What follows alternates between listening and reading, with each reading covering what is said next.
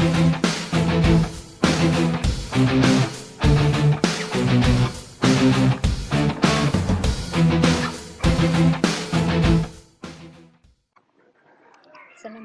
warahmatullahi wabarakatuh dan salam sejahtera kepada semua.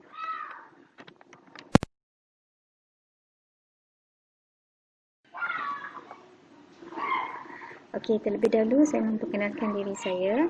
Saya Puan Ismailiza binti Isa.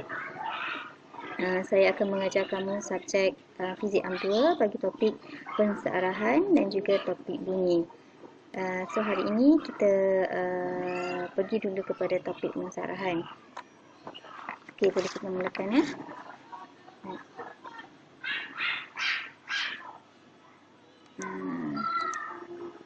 Okey, ada beberapa objektif yang perlu di-cover untuk topik ini. Yang pertamanya menerangkan kegunaan pensearahan dalam litar sinar X, dan seterusnya menerangkan pensearahan separuh gelombang, menerangkan pensearahan gelombang penuh, menghuraikan dan menakarkan litar suar pensearuhan, mentakrifkan suar pensearuhan, menyatakan jenis peralatan radiografi dan radioterapi yang menggunakan litar suar pensearuhan, menghuraikan dan melakarkan litar pensearahan gelombang penuh satu fasa, seterusnya menyatakan jenis peralatan radiografi dan radioterapi yang menggunakan litar pensearahan gelombang penuh satu fasa, dan last sekali ialah menyatakan kelebihan pensearahan gelombang penuh berbanding suar pensearuhan. So kalau kamu lihat daripada objektif-objektif yang kita ada ini, slide dia akan memakan masa yang panjang. So saya akan bagikan slide ini kepada beberapa fraction lah. So kita akan bahagikan kepada beberapa part, mungkin dalam 3 part macam tu. Okey, so untuk yang part pertama ni kita akan fokus kepada objektif, mungkin objektif yang pertama hingga objektif yang ketiga dahulu. Okey, kita mulakan dengan sedikit pengenalan tentang generator sinar X ataupun penjana sinar X. Okey, bagi yang belum pernah melihat litar sinar X, okey, ini adalah contoh litar sinar X-ray lah. Yang mana dalam litar sinar X-ray terdapat beberapa komponen yang penting, iaitu kalau kat sini ialah autotransformer, ini ialah transformer tegangan tinggi, ini ialah transformer filament, yang hijau ni transformer filament, ini ialah tube X-ray. Dan sebelum tube X-ray ada diletakkan diode. Okey, diode ini kalau kita lihat dia disusun sebegini, ada 4 diode, dan susunan ini kita namakan sebagai rectification bridge. Okey, apa fungsi diode ini? Ialah dia berfungsi sebagai pensearah ataupun rectifier. So hari ini kita akan fokus kepada rectifier inilah. Okey, so sebenarnya litar sinar X ini dia dibahagikan kepada dua bahagian, iaitu kalau sebelah sini, okey, sebelah sini dan di sini ialah titik pembagi titik tengah dia. Sebelah sini kita namakan sebagai litar primer dan sebelah sini ialah litar sekunder. So untuk litar sekunder, apa yang ada dalam litar sekunder ini ialah lilitan sekunder transformer tegangan tinggi, lilitan sekunder transformer filament, pensearahan ataupun diode, dan juga tube X-ray. Untuk yang sebelah litar primer, apa yang ada ialah lilitan primer transformer tegangan tinggi, lilitan primer transformer filament, autotransformer, dan ada beberapa lah macam timer selection, KVP selection, macam itulah.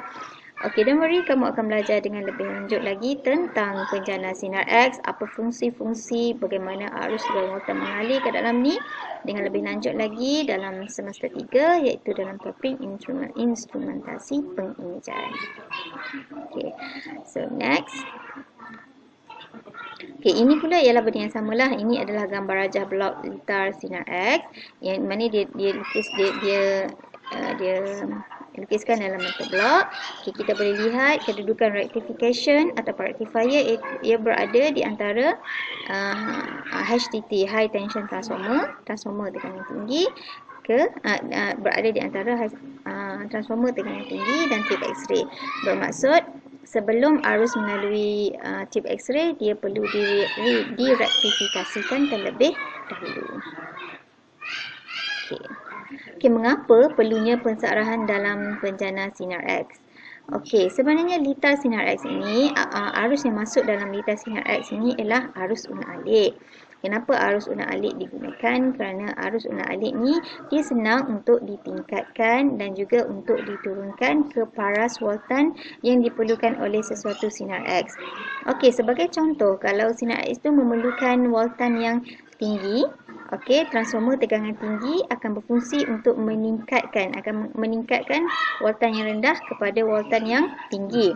Okey, lupa saya terangkan tadi, transformer tegangan tinggi ialah jenis transformer menaik, maka dia akan meningkatkan voltan yang rendah menjadi voltan yang tinggi. Dan transformer filament pula, dia ialah jenis transformer menurun, iaitu dia akan menurunkan voltan yang tinggi kepada voltan yang rendah. So, bila let's say contohlah arus yang masuk tu, voltan yang masuk tu voltan yang tinggi, tapi tube X memerlukan voltan yang rendah, maka transformer filament akan menurunkan voltan itu kepada nilai yang dikehendaki oleh tube X-ray dan sebaliknya lah. Okey. Sambungan lagi. Walau bagaimanapun, arus unak-alik yang melalui tube sinar X akan menyebabkan berlakunya voltan songsang. Okey, voltan songsang ni adalah voltan yang berlaku apabila anode bersifat negatif, manakala filament pula bersifat positif. Itu kita tak nak sebab dia akan menghasilkan voltan songsang. Okey, sepatutnya filament perlu bersifat negatif, anode target perlu bersifat positif sepatutnya lah. Okey, alright, ini ialah gambar rajah suatu sinar X-ray, suatu tube sinar X yang mana dalam tu kita semua tahu dalam sampul kaca tube sinar X ada filament dan juga ada target. So, elektron akan mengalir daripada filament, filament akan menghasilkan elektron. So, elektron akan mengalir daripada kathod pergi ke anode untuk menghasilkan X-ray. So, kat sini kita tulis elektron memecut daripada filament dan akan menghentam anode. So, filament bersifat kathod dan target bersifat anode. Anode ni bersifat positif. Okey, sinar X akan terhasil. So, sinar X hanya akan terhasil apabila filament bersifat negatif dan anode bersifat positif. Okey. So, penyelesaian untuk masalah ini memandangkan tube X-ray tak boleh menerima arus unak-alik, maka kita memerlukan rektifikasi sebelum arus itu memasuki tube sinar X. So, rektifikasi itu dilaksanakan oleh rectifier ataupun pensearahan. So, fungsi pensearahan ialah menukarkan arus unak-alik kepada arus terus. Okey, sebagai contoh, ini ialah contoh arus unak-alik, iaitu arus dipanggil gelombang sini, menghasilkan gelombang denyut macam ni. Okey, so ini adalah sebelum pensearahan. Selepas pensearahan, dia akan semua akan jadi positif. Okey, ini saya terangkan nanti kenapa ada bentuk macam ni, gelombang macam ni, kenapa ada gelombang macam ni. Okey. Pensearahan menggunakan rectifier. So, rectifier, apakah komponen yang bertindak sebagai rectifier? Ada dua komponen yang bertindak sebagai rectifier, iaitu tube X-ray dan juga diode. Okay, tube X-ray itu sendiri bertindak sebagai rectifier, ya. So, kita tengok nanti bagaimana apa yang dikatakan sebagai tube X-ray itu sendiri bertindak sebagai rectifier. Okay, alright, ini ialah simbol bagi tube X-ray. Okay, so kita tahu semua tube X-ray terdiri daripada kathod dan juga anode. Ini ialah filament, bahagian kathod, dan ini ialah target, bahagian anode. So, arah arus elektron mengalir daripada kathod kepada anode. Okay, ini ialah simbol tube sinar X. Okey, elektrod negatif kathod, elektrod positif anode. Ini sebelah negatif, ini ialah sebelah positif. Okey. Kemudian diode, komponen diode. Okey, diode pun sama bertindak sebagai rectifier. Ini adalah simbol bagi diode. Okey, sebelah sini ialah sebelah anode dan sebelah sini ialah sebelah cathode, negatif, positif. Okey, bagaimana kita nak recognize sebelah mana sebelah cathode, sebelah mana sebelah anode? Okay, kalau saya sendiri, cara saya nak recognize ialah daripada simbol ini, saya tengok ni bentuk ni. Ini macam huruf K kan? Okay, macam huruf K ni sebelah sini adalah cathode. K stand for cathode. Sebelah sini adalah sebelah cathode dan ini adalah sebelah anode. Ini ialah negatif, ini ialah positif. So, seperti yang kita ketahui tadi, arah arus mengalir daripada cathode kepada anode. Okey.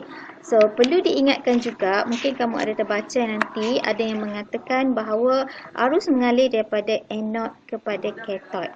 Okey, yang tu, itu adalah sebenarnya kita namakan sebagai conventional current flow. Okey, kenapa dikatakan sebagai conventional? Sebab dia punya early discovery dulu, yang dulu punya, apa yang dinyatakan, apa yang ditemui ialah arus mengalir daripada anode kepada cathode. Apa yang dinyatakan ialah arus mengalir daripada anode kepada cathode. But after that, penemuan baru pula mengatakan bahawa arus mengalir daripada cathode kepada anode. So, benda tu digunakan sehingga sekarang lah. Sebab tu kita panggil sampai sekarang. So, sebab tu kita panggil electron flow akan mengalir daripada cathode kepada anode. Itu yang kita pegang sampai sekarang. Arus elektron mengalir daripada cathode kepada anode. Whereas kalau conventional current flow, dia mengalir daripada anode kepada cathode. Itu conventional current flow yang lama-lama dululah. Tapi sekarang kita berpegang kepada mazhab yang menyatakan bahawa arus mengalir daripada cathode kepada anode. Okey.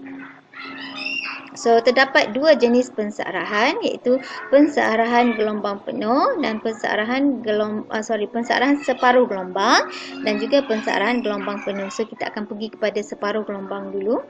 Okey. Barulah kita sambung kepada pensearahan gelombang penuh.